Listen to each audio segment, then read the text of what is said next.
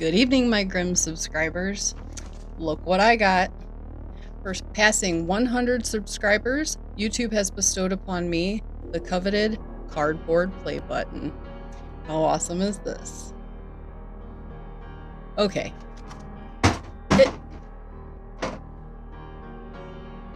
It's not real. I am so excited. Thank you so much for all your support. I truly appreciate it. So anyways, tonight we're tuning into the type of voices that you don't want rattling around inside of your head. You know, the ones that whisper your name when no one's there, or the lullaby that's hummed from an empty room. Some call it paranormal, others call it madness. I call it entertainment. In this episode, you'll hear 3 tales where the line between imagination and intrusion get crossed, where those phantom voices might not be quite so imaginary. So dim the lights, open your ears, and don't be surprised if something whispers back. I'm a sucker for a nice pen. If it writes well and it feels good in my hand, I might just accidentally wander off with it. Our first story tonight will have you thinking twice before stealing the pen.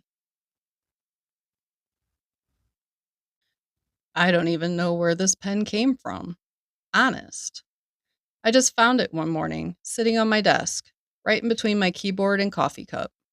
No packaging, no note, just a pen. Heavy, polished, and old-fashioned. At first, I didn't think much of it. I wrote a grocery list, a couple to-do notes. It worked fine, too. Smooth. Almost too smooth. Like the ink already knew where I wanted it to go. Later that night, I looked back at the lists I made, and there were words I swear I never wrote. Small phrases, neatly tucked between the lines. The floor remembers the sound. Do not look under the stairs. Sleep cometh not. Cometh not? I laughed it off. Maybe I'd scribbled half asleep. Maybe my brain was messing with me. But the handwriting was definitely mine. After that, it got stranger. Sometimes when the house was quiet, I'd hear a faint scratching from the desk, like the sound of a nib dragging across the paper. And when I went to check, yeah, there they were. Words curling across the page in dark, deliberate strokes. Cursive now, and true.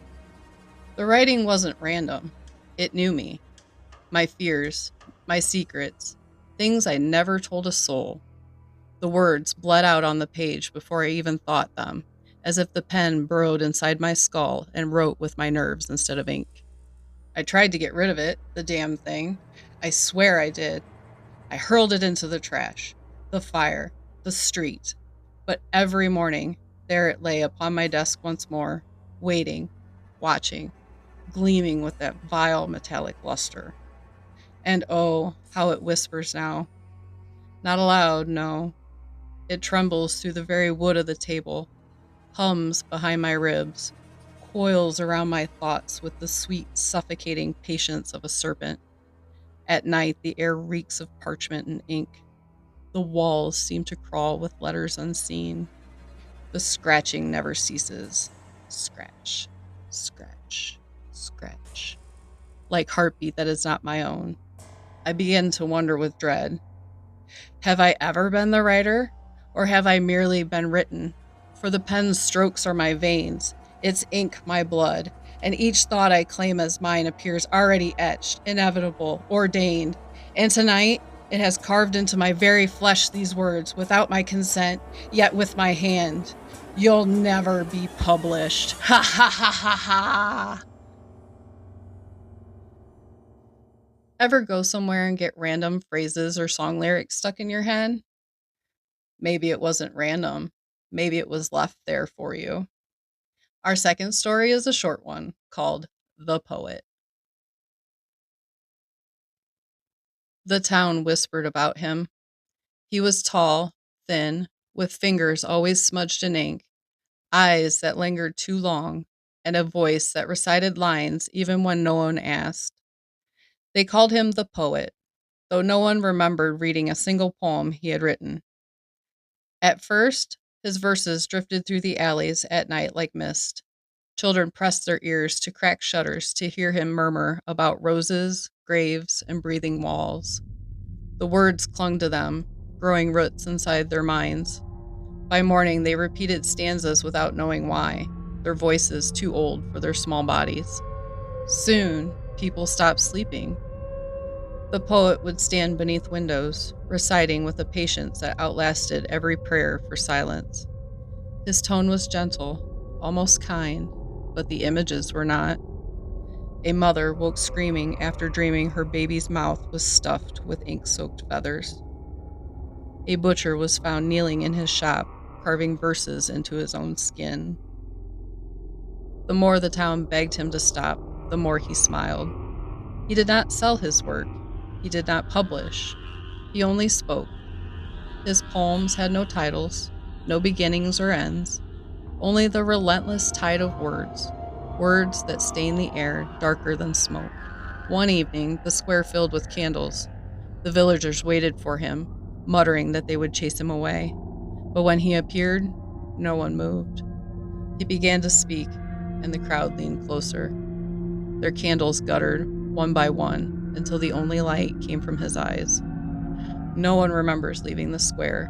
In the morning, the town was quiet, the houses still. The air smelled of ink and wet paper. On the fountain wall, a single verse was scrawled in dripping letters. A poem does not end, it only finds a home in flesh. The poet was gone, but sometimes, when the streets are empty, a voice rises in your own throat, reciting lines you never learned, and the words are hungry.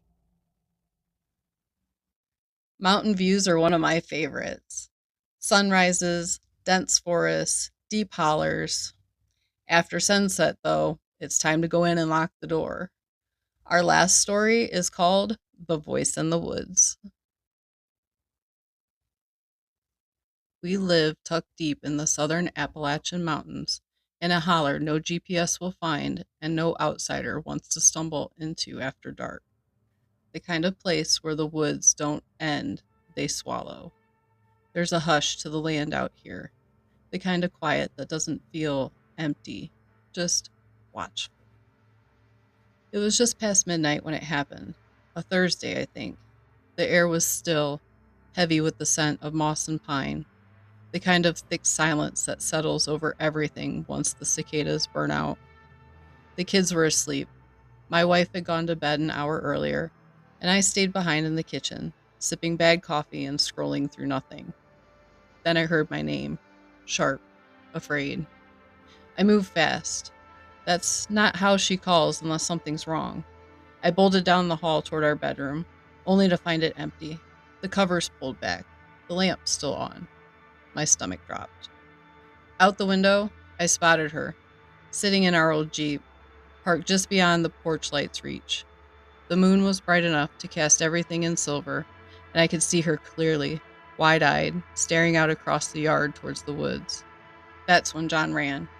He came tearing down the gravel drive, barefoot, shirtless, wild-eyed. He didn't even look at me, just hit the tree line and vanished into the dark like something was chasing him, or like he was running straight into hell to avoid it. Then I heard it. Hello? A child's voice, small, lost.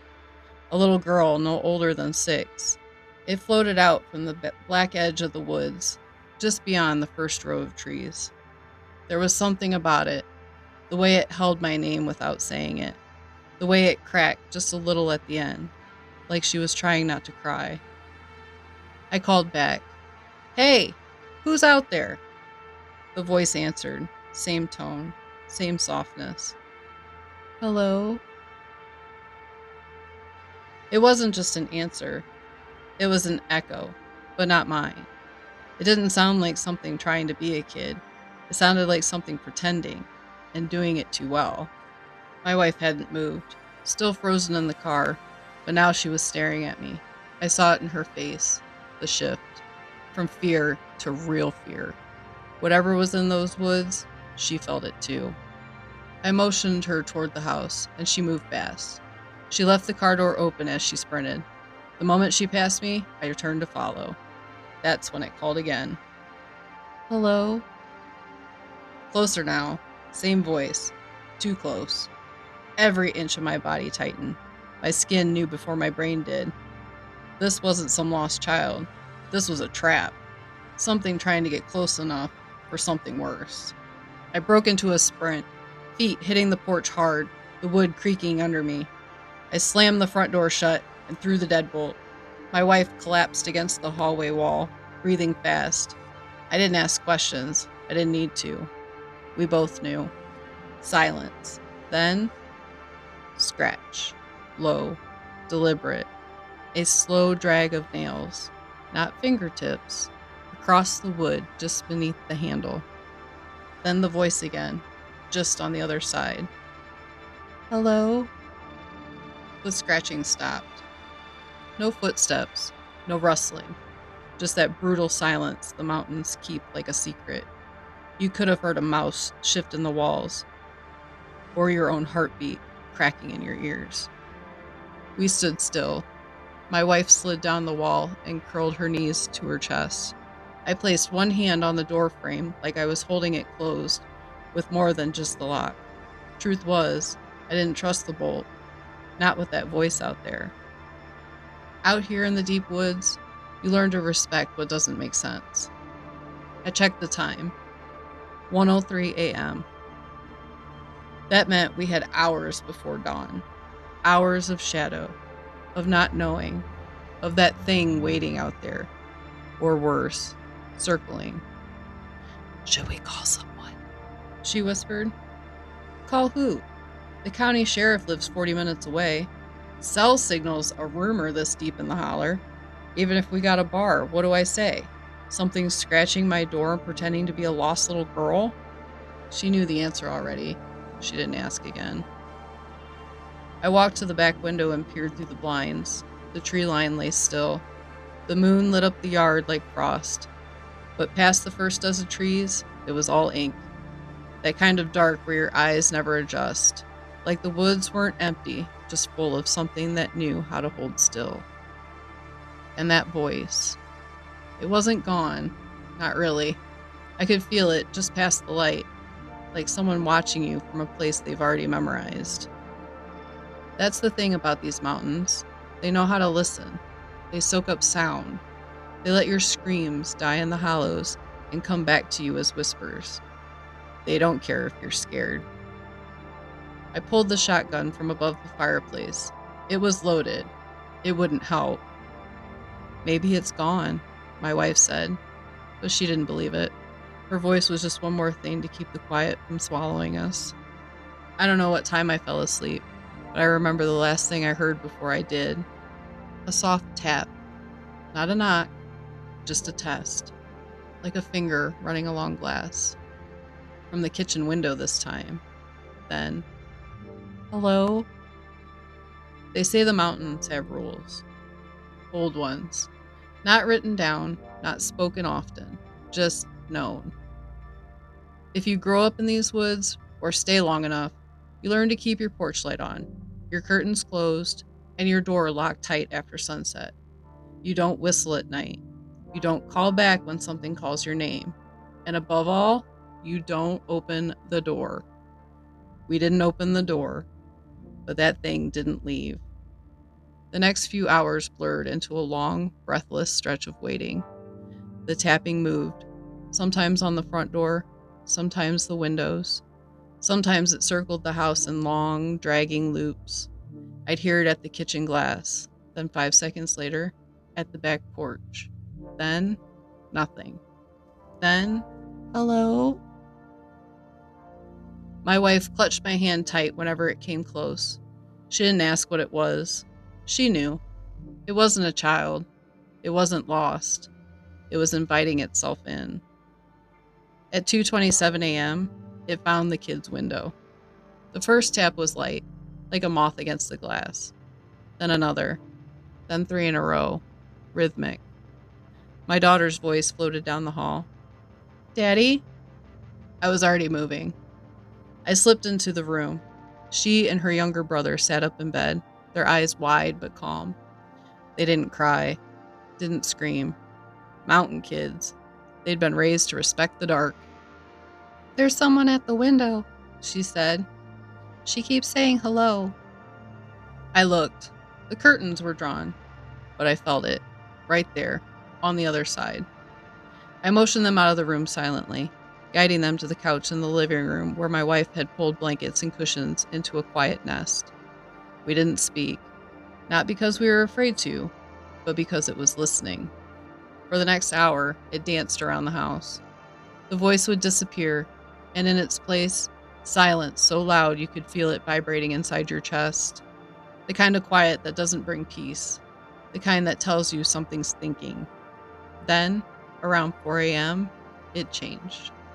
No more tapping. No more, "Hello?" Just a thump, a weight, something leaning against the front door. Then, "Joe?" The voice didn't belong to a child anymore. It was John. "Joe, man, it's me. Please, I didn't know where else to go." His voice cracked like a branch splitting under pressure. "Please open the door." My hands went numb. He said my name again and again, always with the same rhythm, same crack, same tone. "Please, please open the door." I stared at the deadbolt. My wife sat upright, her hand trembling now. She shook her head, just once, hard. "Joe, I think it broke my leg," the voice said. "I think it's out there somewhere. Please." But he didn't knock, and he didn't move. And that's how I knew. Whatever was out there, whatever had chased John into those woods, it didn't need to find him. It had learned him, learned his panic, his words, his voice, his fear. Now it was wearing him. The kids stared at me, silent, their faces pale in the candlelight. The tapping had stopped completely. The voice spoke again. "Joe." It said my name in the same tone the girl had used. The exact same tone. Around 4:45 a.m., the woods changed. Not the way city folks mean when they talk about the sunrise. No birdsong, no golden sky. In these mountains, dawn doesn't arrive. It climbs. It crawls its way up the ridges and slips through the trees like a ghost. And until it crests the ridge behind our house, it's still night. The voice hadn't spoken in half an hour. That silence was the worst part. We all sat in the living room, blankets wrapped tight, the kids drowsy but too afraid to sleep. My wife had one hand on my son's shoulder, her eyes on the door. I hadn't moved in 20 minutes. Didn't breathe right. Couldn't. It was waiting. That much I knew in my bones. Not gone, not walking away. Just waiting for the right shape to wear, the right voice, the final thread. Then came the whisper. Not at the window, not at the door. It came from inside, from the hallway. Soft, measured. "Daddy?" My heart stopped. It wasn't my daughter. It sounded like her, but she was asleep. Her head was in my wife's lap. I looked down at her, heard the shallow, panicked breathing of a child pretending not to be awake. Another whisper, from deeper down the hall, just around the corner. "Daddy, can you help me?" I stood slowly. My wife shook her head again. Her grip tightened on the kids.